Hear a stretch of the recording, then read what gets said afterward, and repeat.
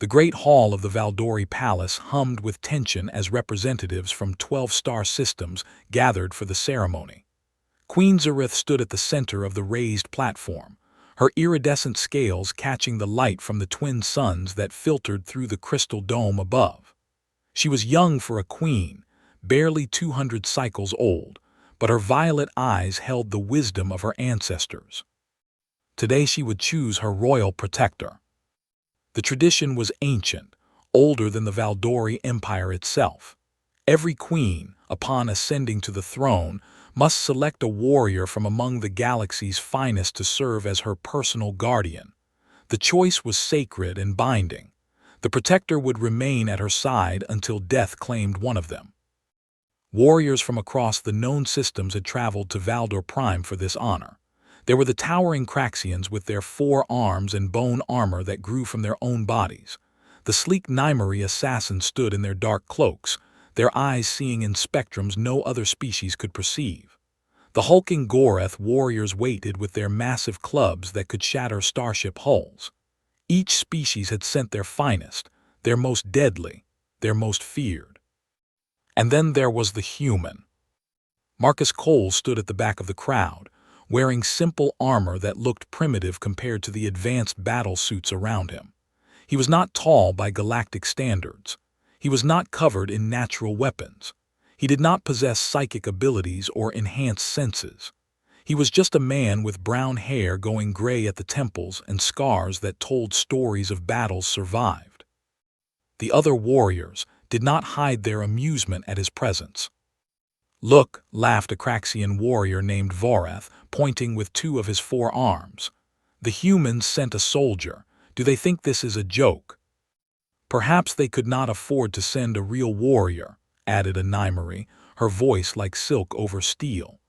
"Their species is still crawling out of their single star system. They barely understand faster than light travel." Marcus heard them. He always heard such things. Humanity had only joined the galactic community 50 years ago, and they were still considered primitive newcomers. Their technology was centuries behind. Their lifespans were painfully short. They had no natural weapons, no special abilities, nothing that made them stand out among the dozens of species that called the galaxy home. But Marcus had been asked to come by Admiral Chen herself. She had looked him in the eye and said, "The Valdori Queen sent a specific request. She asked for a human. She asked for you." He did not know why. He was just a soldier who had served for 30 years. He had protected diplomats, escorted convoys, and fought in 3 border wars. He was good at his job, but he was nothing special, or so he believed. Queen Zareth descended from her platform, her long robes trailing behind her like liquid silver.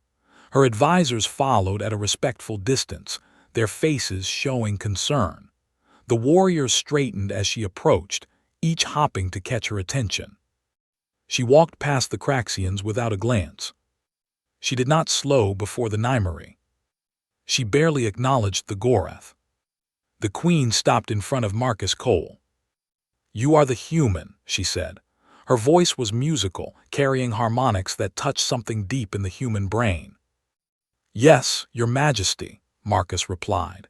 He bowed his head respectfully but did not kneel. The cultural briefing had told him that Valdori respected those who maintained their dignity. "I have watched the records of your species," Zareth said. "I found them most interesting. Your people protect things." "All species protect things, Your Majesty." "No," she said, and there was weight in that single word. "Other species defend territory, they guard resources, they fight for dominance, but humans protect. There is a difference." Marcus did not understand what she meant, but he remained silent. "I watched a recording from one of your world wars," Zareth continued. "A human soldier carried another wounded soldier for 7 days across enemy territory. The wounded one was unconscious. He could not give orders. He could not offer reward. There was no tactical reason to save him, but the first soldier carried him anyway." "That was his brother in arms," Marcus said quietly. "You do not leave your people behind." "Yes," Zareth said. "That is exactly what I mean. I watched another recording. A human female ran into a burning structure to save young ones that were not her own offspring. She died doing this. Why would she do such a thing? Because children were in danger. But they were not her children. There was no genetic imperative, no logical reason. Marcus met her violet eyes. Your Majesty, where I come from, we do not need a reason to protect the innocent. We just do. The hall had gone silent. Every warrior, every advisor, every guard was listening to this exchange. The Craxian warrior Voreth looked confused. The Nymery assassin's eyes had narrowed with interest. Queen Zareth reached out and placed her scaled hand on Marcus's chest, directly over his heart. He felt the coolness of her touch through his armor. Your heart beats faster when you speak of protection, she observed. This is not fear. This is not aggression. What is this emotion? We call it purpose, Your Majesty. Zareth was silent for a long moment. Then she turned to face the assembled crowd. I have made my decision, she announced. Her voice carried to every corner of the great hall. The human Marcus Cole will serve as my royal protector. The reaction was immediate and loud. Warriors shouted in protest. Advisors rushed forward with objections on their lips. The Craxian delegation actually drew their weapons, though they did not raise them. This is an insult, Voreth roared. We have served the Valdori Empire for 1,000 generations. Our warriors have protected 3 queens before you, and you choose this primitive. Marcus did not move. He did not reach for his weapon. He simply watched and waited. Zareth raised one hand, and silence fell.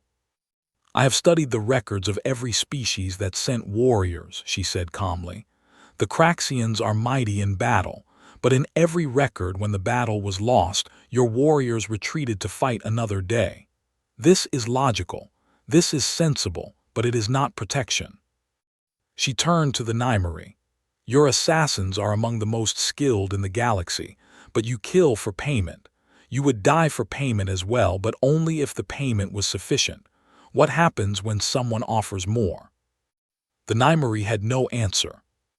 The Gorath are fearless, Zareth continued.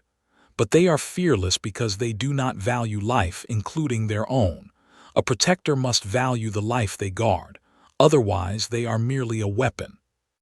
She walked back to Marcus and stood beside him. In all my research, only the humans consistently showed a willingness to die for no reward. Only humans ran toward danger when running away would save themselves. Only humans protected strangers, enemies, and even other species with no expectation of return. Marcus felt the weight of every eye in the room upon him. I am young, Zareth said. I have many enemies both within this empire and beyond it. I do not need a warrior who can win every battle. I need a protector who will never abandon me, no matter the cost. I need a human. She looked at Marcus. Will you accept this duty?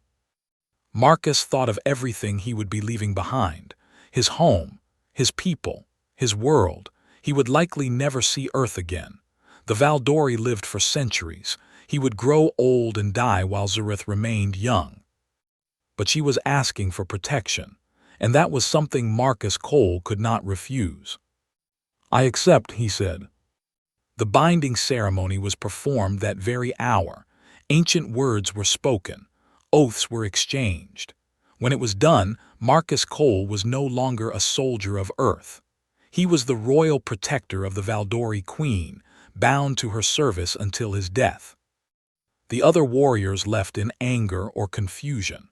The Craxian delegation stormed out, promising that this insult would not be forgotten. The advisors whispered among themselves, convinced that their young queen had made a terrible mistake. But Zareth showed no doubt. As the hall emptied, she turned to her new protector. Come, she said, we have much to discuss, and I suspect we have very little time. Marcus followed her, not knowing what lay ahead but certain of one thing. He would protect this queen with everything he had. It was what humans did. The first attempt on Queen Zareth's life came 3 days after Marcus became her protector. He was still learning the layout of the palace, still memorizing the faces of servants and guards, still adjusting to the food that his human digestive system struggled to process. He was walking 2 steps behind the queen as she made her way to the morning council meeting. The corridor was long and lined with windows that looked out over the crystal gardens below. Guards stood at intervals, their ceremonial spears gleaming in the light.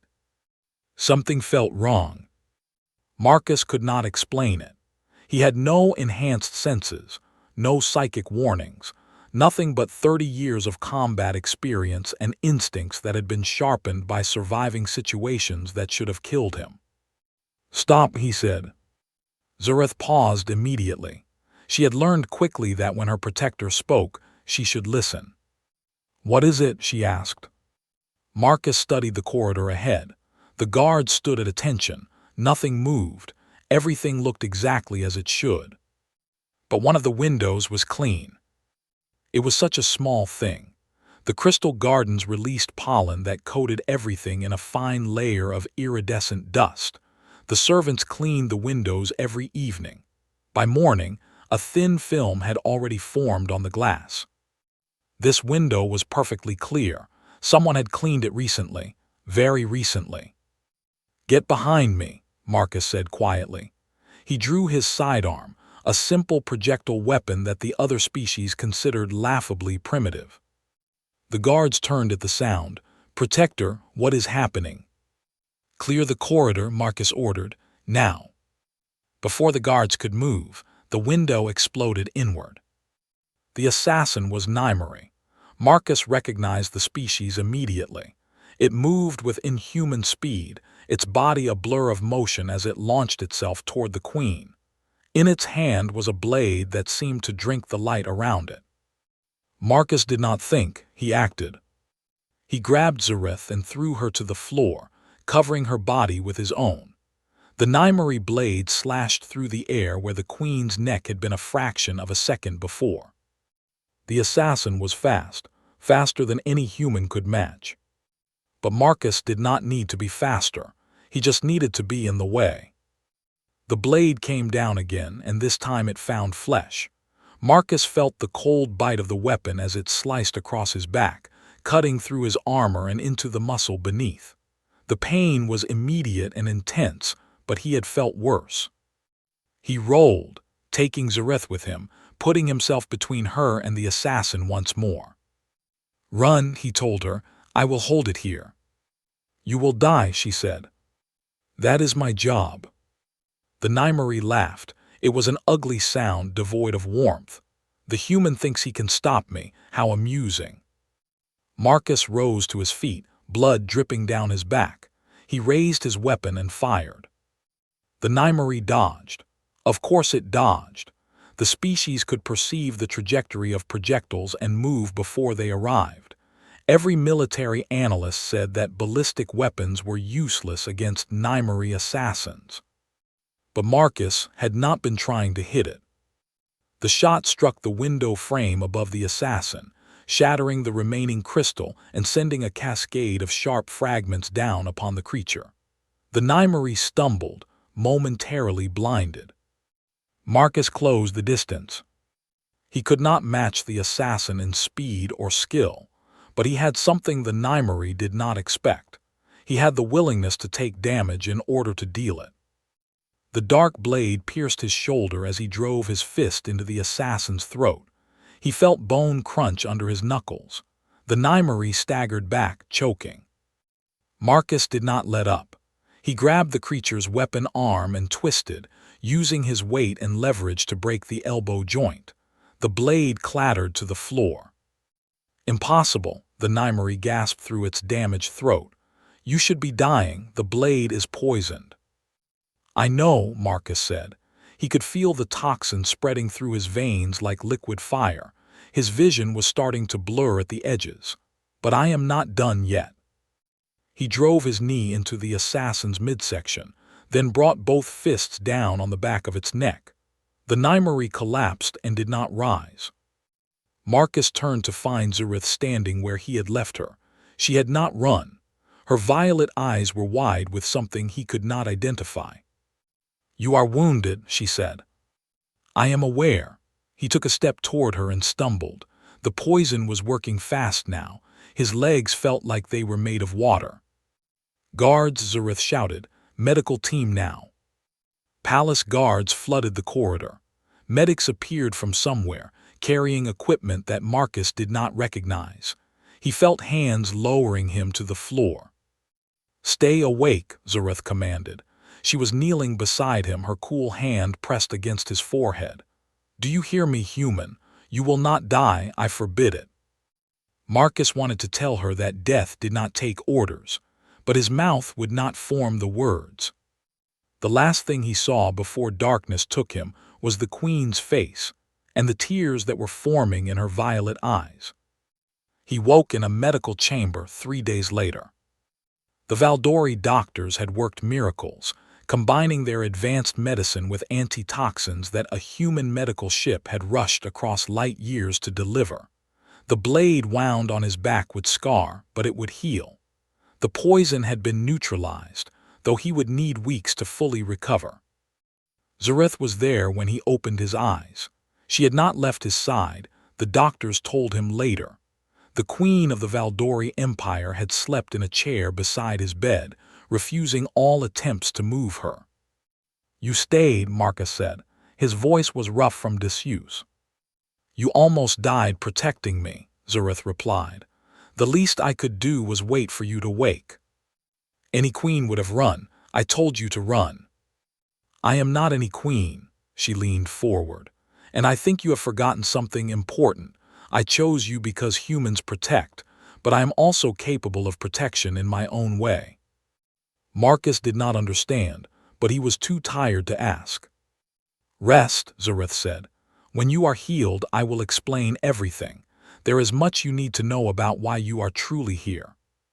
He wanted to stay awake, he wanted answers, but his body had other plans. Sleep claimed him once more, deep and dreamless. When he woke again, the first words out of his mouth were a question. "Who sent the assassin?" Zareth was still there, though she had moved to a desk where she was reviewing documents on a holographic display. She looked up at his words and set her work aside. "The Nymery Council denies any involvement," she said. "They claim the assassin was acting alone, motivated by personal grievance." "Do you believe them?" "No." She rose and walked to his bedside. "The Nymery are many things, but they are not liars. They simply do not consider half-truths to be lies. The assassin may have acted alone, but someone paid for the weapon. Someone provided the information about my schedule. Someone cleaned that window." "Then we have a traitor in the palace." "We have many traitors in the palace," Zareth said calmly. "This is not new. My mother dealt with assassination attempts regularly. My grandmother died to one. It is part of ruling an empire that spans 12 star systems."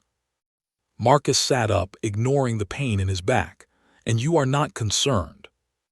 "I am very concerned." Her violet eyes met his. "But I am also prepared. That is why I chose you." She sat on the edge of his bed, something that her advisors would have considered a shocking breach of protocol. "Marcus," she said, and it was the first time she had used his name instead of his title. "I need to tell you something, and I need you to listen without interrupting. Can you do that?" "Yes." Zareth took a breath. "The Valdori Empire is dying, not quickly. We have perhaps 50 years before the collapse becomes irreversible, but we are dying nonetheless."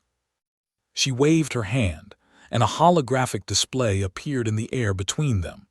It showed a map of the galaxy, with the Valdori territories highlighted in purple. "For 3,000 years my people have ruled through strength and fear. We have conquered, we have subjugated, we have taken what we wanted and destroyed any who opposed us. This is our way. It has always been our way."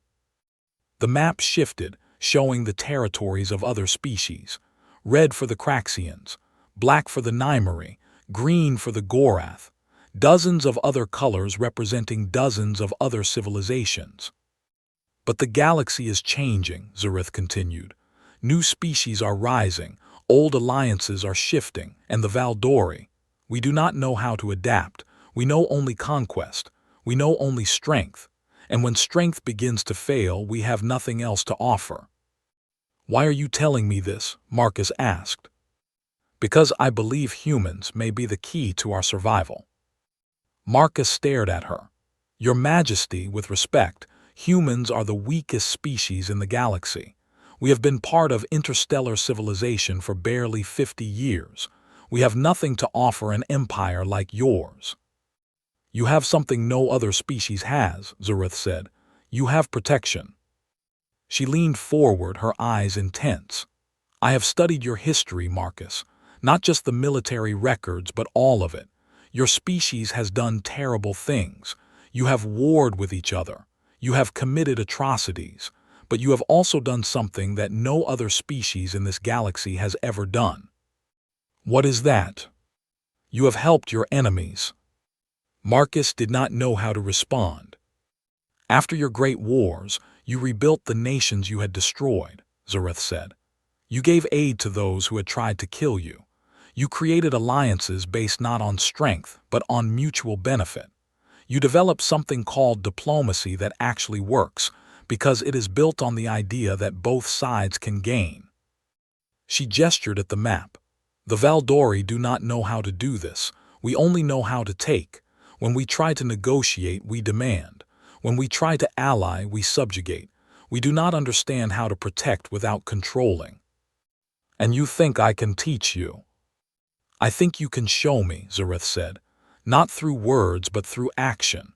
When you threw yourself in front of that blade, you were not thinking about reward or obligation or duty. You were simply protecting.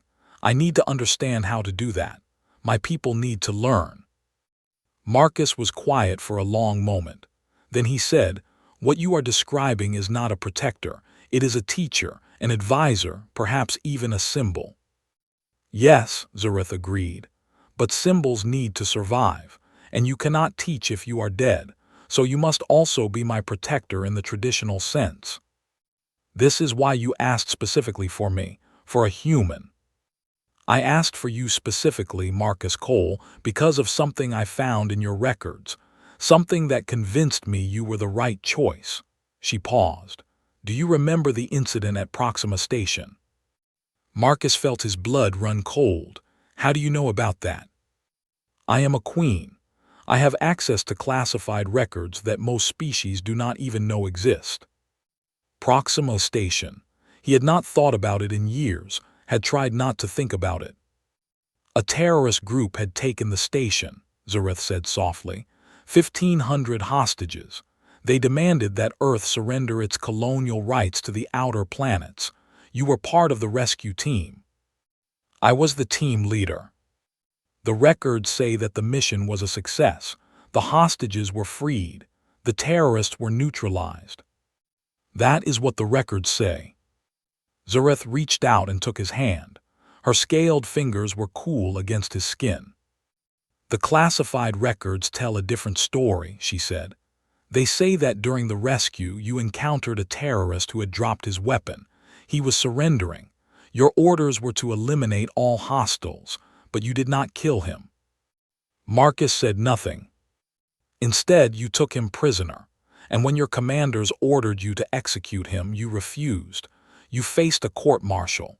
You nearly lost your career, but you would not kill an unarmed man, even one who had participated in the deaths of innocents.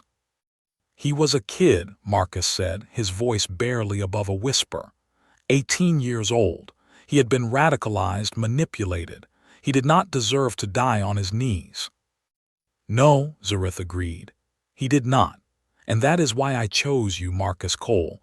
Not because you are the deadliest warrior, not because you are the strongest or the fastest, but because you know when to show mercy, because you understand that protection is not just about keeping people alive. It is about preserving something more important than life itself. What is that? Hope, Zareth said. The hope that we can be better than we are, That is what humans have that we do not. That is what I need you to teach me." Marcus looked at the queen of the Valdori Empire, at the weight of responsibility on her young shoulders, at the hope in her ancient eyes. "I will try," he said. It was not a promise he knew he could keep, but it was a promise worth making. The months that followed were the most challenging of Marcus's life. He recovered from his wounds, though the scar on his back would never fully fade. The Valdori doctors were amazed at his resilience. They had expected the poison damage to take years to heal, if it healed at all. Instead, Marcus was walking again within weeks, training again within a month. "Your species is strange," the chief medical officer told him. "You should be dead. Instead, you are getting stronger." "We are stubborn," Marcus replied. "It is a trait we have developed over millions of years." He threw himself into his duties as protector, learning every corridor of the palace, memorizing every face, studying every potential threat. But he also took Zareth's request seriously. He began to teach. It started small. He would share stories from Earth's history during their walks through the gardens. He told her about the Marshall Plan, about how nations that had tried to destroy each other learned to rebuild together. He explained the concept of the United Nations, imperfect as it was, and the idea that enemies could sit at the same table and solve problems through words instead of weapons. Zareth listened to everything. She asked questions that showed she understood not just the facts, but the implications. "This requires trust," she said one day, after Marcus had finished explaining the concept of mutual defense treaties. "You ask nations to defend each other, knowing that defense may cost them dearly. Why would any nation agree to such terms?" "Because being alone is more dangerous than being together," Marcus replied. "A single nation can be conquered. A group of nations working together is much harder to defeat." "But what if a nation betrays the alliance?" "Then the other nations respond. But the interesting thing is, betrayal happens less often than you would expect. When you are part of something larger than yourself, when you have committed to protecting others and they have committed to protecting you, there is a bond that forms. It is not logical, it is not strategic, but it is real." Zareth was quiet for a long time after that conversation. The lessons went both ways. Marcus learned about the Valdori, about their history and culture, their strengths and weaknesses. He learned that they were not simply conquerors. They had built great works of art. They had developed technologies that had improved the lives of billions across the galaxy. They had capacity for kindness and compassion, but those impulses had been trained out of them over millennia of brutal competition. "We were not always like this," Zareth told him one evening as they stood on a balcony overlooking the capital city. "In the ancient times before we reached the stars, my people were different. We lived in harmony with our world. We created beauty. What changed? We met others who were not peaceful, species that saw our kindness as weakness. We were nearly destroyed." Her voice grew hard. "Those who survived learned a lesson. Kindness is a luxury that only the strong can afford. Since then, we have made sure we were always the strongest."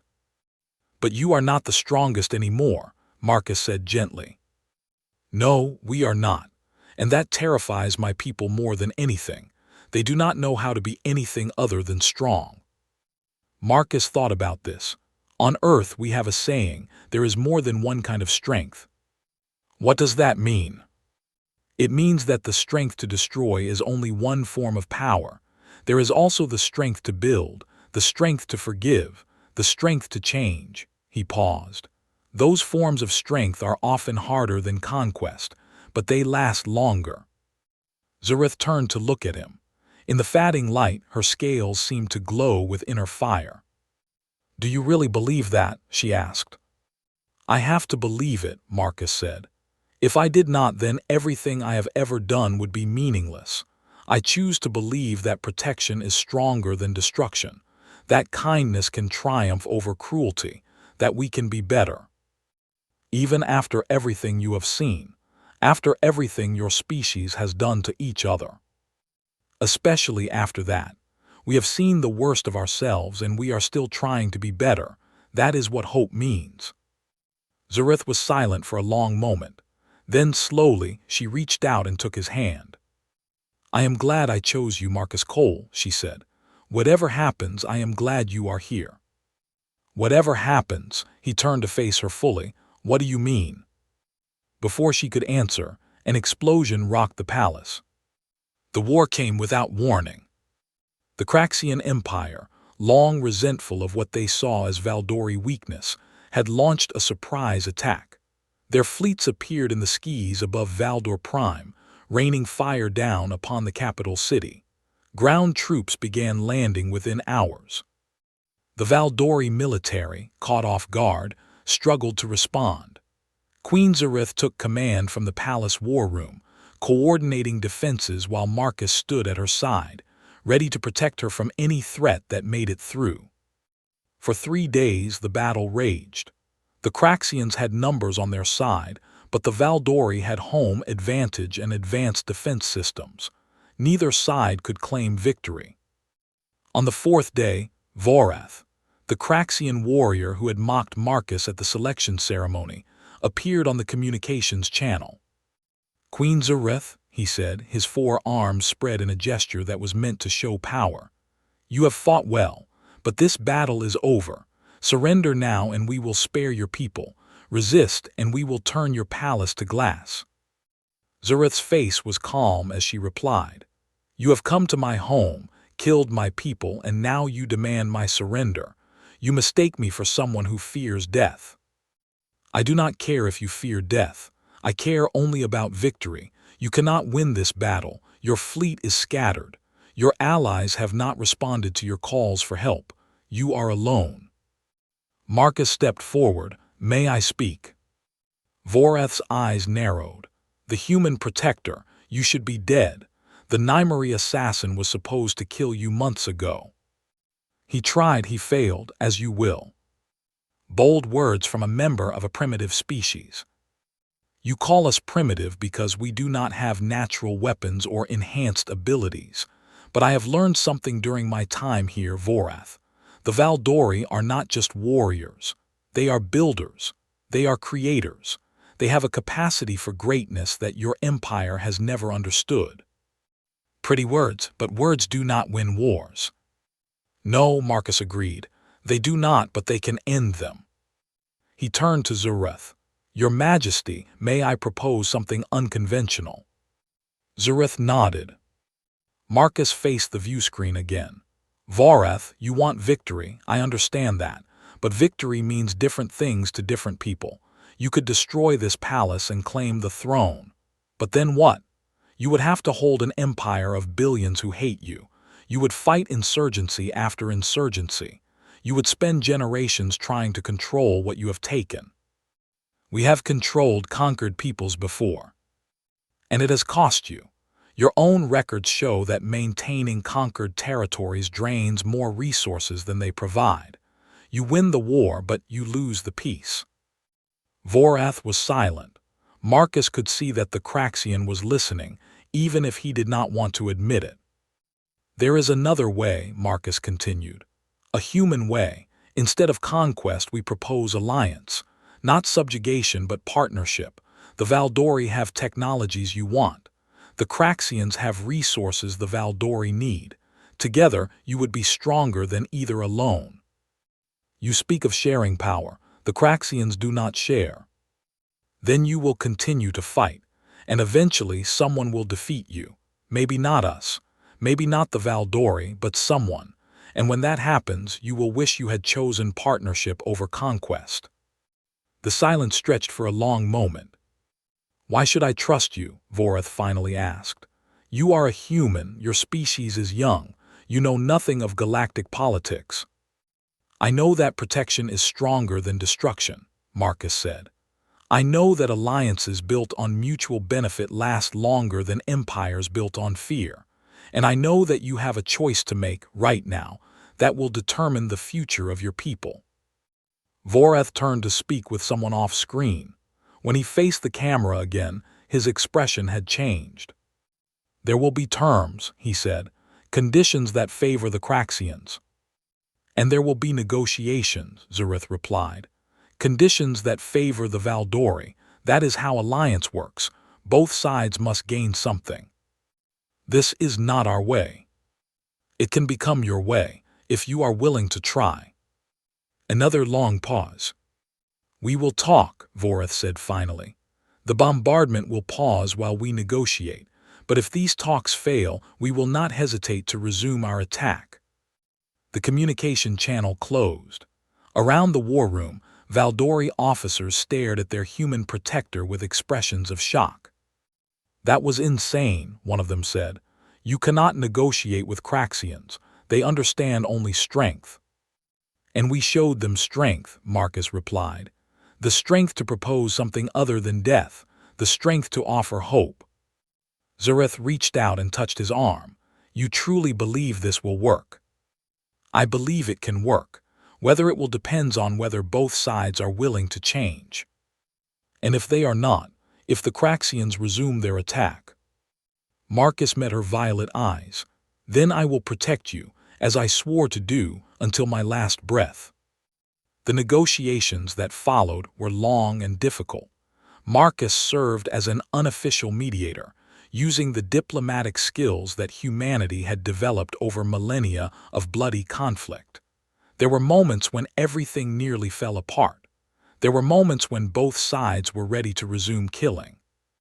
But in the end, they reached an agreement. It was not a perfect alliance. It was filled with compromises and concessions that neither side was entirely happy with. But it was a start. For the first time in recorded history, the Craxians and the Valdori had chosen cooperation over conquest. Other species watched with amazement. The galaxy had expected war. Instead, they witnessed something unprecedented, two of the most aggressive civilizations in known space choosing a different path. And at the center of it all stood a human soldier who had been told he was too primitive to matter. Years passed. The alliance between the Valdori and the Craxians grew stronger, slowly but steadily. Other species, seeing that cooperation was possible, began reaching out to form their own partnerships. The galaxy, which had always been defined by competition and conquest, started to change. Queen Zareth became known as the Reformer. She implemented policies that her predecessors would have considered unthinkable. She established trade agreements that benefited all parties. She created councils where different species could voice their concerns. She showed that the Valdori could be builders as well as conquerors. And always at her side stood Marcus Cole. He aged as humans do. His hair turned fully gray, then white. His movements became slower, his reflexes less sharp. There were other assassination attempts over the years, but Marcus had trained a new generation of protectors to take over when he no longer could. But he never truly stopped protecting. On his 70th birthday, Zareth held a celebration in the palace gardens. Representatives from every species in the alliance attended. The Craxian ambassador, who had once been a warrior named Vorath, stood beside the human who had once been his enemy, and together they raised a toast to peace. You changed everything, Vorath said quietly after the formalities were done. When you spoke to me on that view screen, I wanted to crush you for your arrogance, but something in your words reached me. I still do not fully understand it. You understood enough, Marcus replied. You chose to listen. That was all that mattered. No, you chose to speak. That was what mattered. Vorath placed one of his 4 hands on Marcus's shoulder. You are the strangest warrior I have ever met, human, and I am grateful for it. Later that night, when the guests had departed, Zareth found Marcus standing alone on the balcony where they had talked so many years before. He was looking up at the stars, his expression thoughtful. What are you thinking about? She asked. I am thinking about time, he said. I have been your protector for 20 years. In the span of your life, that is barely a moment. But for me, it is a significant portion of my existence. Zareth joined him at the railing. Does that trouble you? No, it gives me peace. He turned to face her. When I accepted this duty, I thought I was giving up my future. I thought I would spend my remaining years as a guardian, nothing more. Instead, I have been part of something incredible. I have watched empires change. I have seen enemies become friends. I have helped shape the future of the galaxy. You have done more than that, Zareth said. You have taught an entire species to hope. You have shown us that there is another way. That is a gift beyond measure. Marcus smiled. I was just doing what humans do, protecting. It is so much more than that, and I think you know it. He nodded slowly. Perhaps I do, perhaps I always did. They stood in silence for a while, watching the stars wheel overhead. The doctors tell me I have perhaps 10 years left, Marcus said eventually. Maybe a few more if I am lucky, but the time will come when I can no longer fulfill my duties as protector. I know. When that time comes, promise me something. Anything. Promise me you will continue what we started, not just for the Valdori but for everyone. The galaxy is changing because you chose to change it. Do not let that change die with me. Zareth took his hand, her scaled fingers intertwining with his weathered ones. I promise, she said.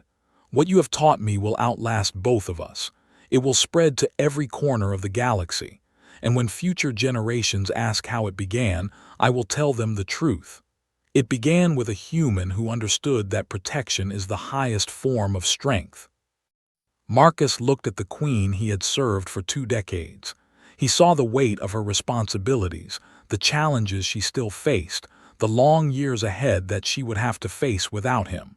But he also saw hope. He saw the future they had built together. That is all I ever wanted, he said, to protect something worth protecting, to leave the galaxy a little better than I found it. You have done that, Marcus Cole, more than you will ever know. They stood together on the balcony, human and Valdori, protector and queen, watching the stars that they had helped to change.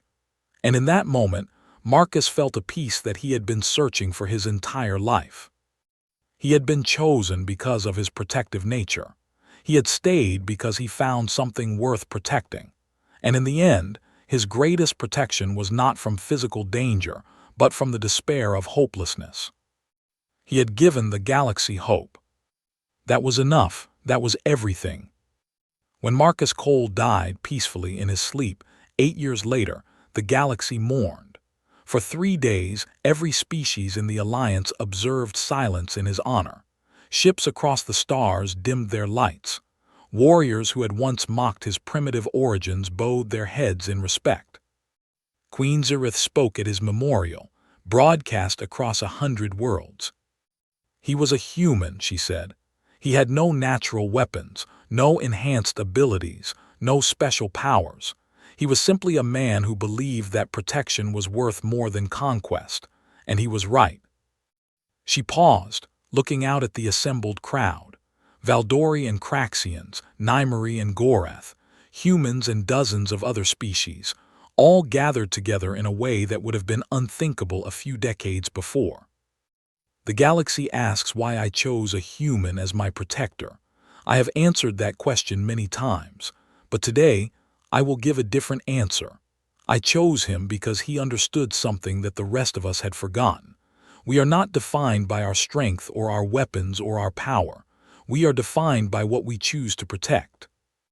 She raised her hand in the traditional Valdori salute. Marcus Cole protected hope itself, and because of that, the galaxy will never be the same. In the years that followed, the Marcus Cole Accords became the foundation of galactic peace. Species that had warred for millennia learned to cooperate. Civilizations that had been enemies became partners. And at the heart of every negotiation, every treaty, every alliance, was a simple principle that a human soldier had taught them. Protection is the highest form of strength. The Valdori Empire did not fall. Instead, it evolved into something new, a federation of equals working together for mutual benefit. Queen Zareth ruled for another 3 centuries, and in that time she never forgot the lessons her protector had taught her.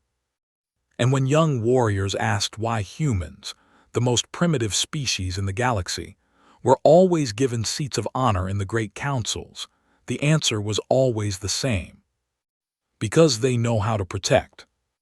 Humanity, once dismissed as insignificant newcomers, became known throughout the stars as the protectors, not because they were the strongest or the fastest or the most advanced, but because they were willing to sacrifice everything for those they guarded. It was their nature, it was their gift, and it changed everything.